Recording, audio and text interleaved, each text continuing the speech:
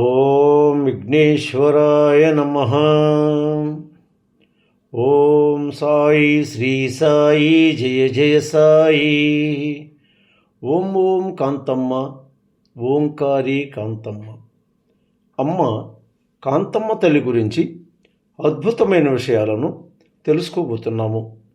మొదటిసారిగా ఈ వీడియో చూస్తున్న ప్రతి ఒక్కరూ సబ్స్క్రైబ్ చేసుకోండి, లైక్ చేసి షేర్ చేయండి. ప్రతి ఒక్కరూ భక్తి బంధువులు కండి అమ్మ ఒడిని చేరుకోండి. ప్రక్కనున్న బెల్ సింబల్ని నొక్కండి. మొదలు పెట్టుకుందామా అమ్మ గురించి.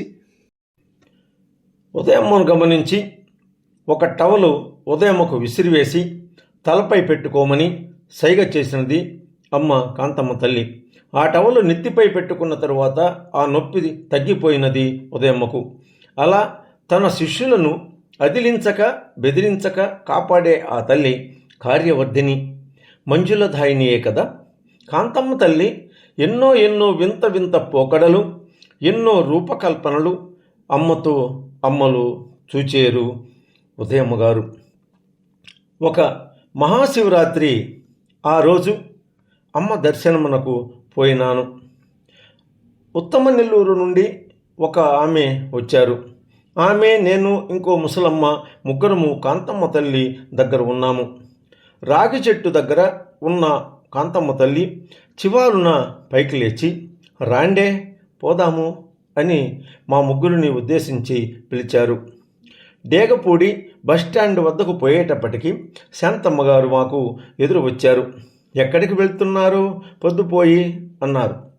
నేను, అమ్మ ఇప్పుడే వద్దాము రండి అని పిలిచారు, పోయి వచ్చేస్తాము అన్నాను. ఆమె, వస్తాదిలే రా, పొద్దుపోయింది, నువ్వు రా, వాళ్ళు వస్తారు అని అన్నారు శాంతమ్మ గారు.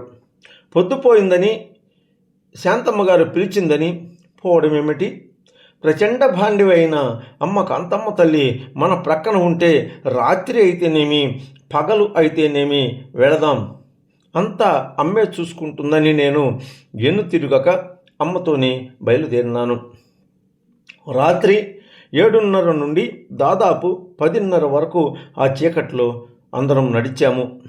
అలా బయలుదేరి నడుచుకుంటూ అమ్మవారు ఆ అడవి ప్రాంతమందు ప్రశాంతముగా ఒక చోట కూర్చున్నారు. రోడ్డుకు దగ్గరగా ఉన్నామే గాని దట్టమైన చీకటి అడవి ప్రాంతము, మరోపక్క బీడు వరి పొలాలు కనపడుతున్నాయి. అమ్మ అప్పుడు మంట వేయమన్నారు.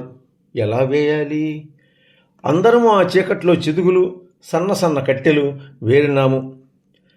బీడు పొలాలలో కాబట్టి వరిచెరలో మేసేందుకు వచ్చిన పశువులు పేడ వేసి ఎండిపోయిన పిడకలు వేరి అమ్మ దగ్గరకు తెచ్చి పోగు వేశాము. నిప్పు ఎలా చేయాలి అని రోడ్డుపైకి రాబో సమయంలో కాషాయ వస్త్రాలు కట్టుకుని ఒక ఆజానుబాహుడు, ఒక పెద్ద ఆయన, ఆమె ఎవరు, మీరంతా ఈ టైములో మీకు ఏమి పని అందరినీ అరిశాడు. మేము ఎవ్వరము చెల్లించలేదు, ఉలుకు పలుకు లేదు, గమ్ముగున్నాము. అంతలో దూరం నుండి ఒక బైకు లైట్ వెలుగుతూ వస్తుంది. అది చూసి ఉత్తమనెల్లూరు నుండి వచ్చిన పెద్దామె అక్కడ రోడ్డుపైకి వెళ్ళి బైకు ఆపి అగ్గిపెట్టి అడిగి తీసుకొచ్చింది. బైకు వెళ్ళింది.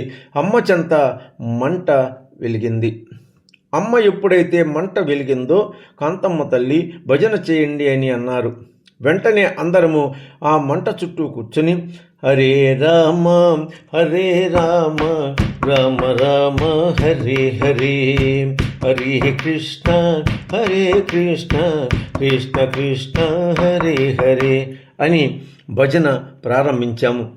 ఆ రాత్రి ఎవరికి వచ్చిన పాటలు వారు పాడాము. అమ్మ మాయమ్మ మహాలక్ష్మమ్మ అని నేను పాడాను. అలా ఆ రాత్రి శివజాగరణ చేయించింది కాంతమ్మ తల్లి మా చేత. ఆ రోజునకు ముందు 15 రోజుల ముందు నుంచి నన్ను అన్నము తినవద్దు అని చెప్పింది అమ్మ. నేను 15 రోజుల నుండి అన్నము లేక తోటకూర మట్టలా ఉన్నాను. బలహీనముగా ఉంది. భల తెల్లవారుతుంది. మాతో ఉన్న ఉత్తమనెల్లూరు అక్క డేగపూడికి గబగబా నడుచుకుంటూ వచ్చి ఊరికి తొందరగా పోవాలని మా అందరికీ ఇడ్లీలు కట్టి తెచ్చి అమ్మకు ఇచ్చినది. ఆ రోజు అమ్మ ఇడ్లీ పొట్లము ఇచ్చి నాకు తినమన్నారు. ఆ రోజు నుండి, ఆ శివరాత్రి రోజు నుండి ఈ రోజు వరకు కూడా ఇడ్లీయే నా ఆహారము. ఉదయం 4, మధ్యాహ్నం 4, సాయంత్రం 4 ఇడ్లీ అమ్మ చెప్పినట్లు తిని అమ్మ సేవ, అమ్మ పూజ చేసుకుంటున్నాను. ఒకసారి డేగపూడిలో ఒక గెడ తీసుకుని అమ్మ నన్ను కొట్టినారు. అమ్మ ఎందుకు కొట్టినారు అని అక్కడున్న అందరినీ అడిగినాను. కానీ అమ్మను ఎందుకు కొట్టినావు నన్ను అని అమ్మని నేను అడగనే లేదు. అందరినీ బ్రతిమలాడి నా అమ్మ నన్ను ఎందుకు కొట్టిందో అడిగినా కూడా ఎవరూ చెప్పలేదు. అప్పుడు నా మనసుకు అనిపించింది, పెడితేనే నా అమ్మ, కొడితే అమ్మ కాదా అని అన్నాను. ఆ మాట వినిన అమ్మ సన్నగా చిరునవ్వు నవ్వి నన్ను మెల్లగా ఊరకంట చూస్తూ సరిపెట్టుకున్నారు. నన్ను చూచి అలా నన్ను కొట్టింది అంటే ఏదో దుష్టగ్రహాన్ని నాలో గ్రహించి గమనించి తరిమి ఉంటుంది అన్నారు సుబ్బారెడ్డి. ఇలా ఉంటాయి ఆ కాంతమ్మ తల్లి లీలలు అంటున్నారు ఉదయమ్మ. ఆమె కూతురు గాయత్రి ఒకరోజు డేగపూడికి వచ్చినారు. అది 1994 సంవత్సరం. గాయత్రికి 16వ సంవత్సరము నిండి ఉన్నది. నేను పాప అమ్మ దగ్గరకు డేగపూడికి వచ్చే సమయానికి కాంతమ్మ తల్లి ప్లేట్లో అన్నము తింటున్నది. సుబ్బారెడ్డి స్వామి మరికొందరు అమ్మ భక్తులు అమ్మ కాంతమ్మ తల్లి దగ్గర కూర్చుని ఉన్నారు. నన్ను పాపను చూసిన కాంతమ్మ తల్లి రోడ్డు ప్రక్కన మట్టి కొత్తగా తోలి ఉన్నారు. ఆ తారు రోడ్డుకు అంచున తోలి ఉన్న మట్టిని తన చేతిలోకి తీసుకొని తను తింటున్న అన్నము ప్లేట్లో ఒక ప్రక్క అన్నము రాతి మట్టిని కలిపి ముద్ద చేసి గాయత్రి చేతిలో పెట్టింది.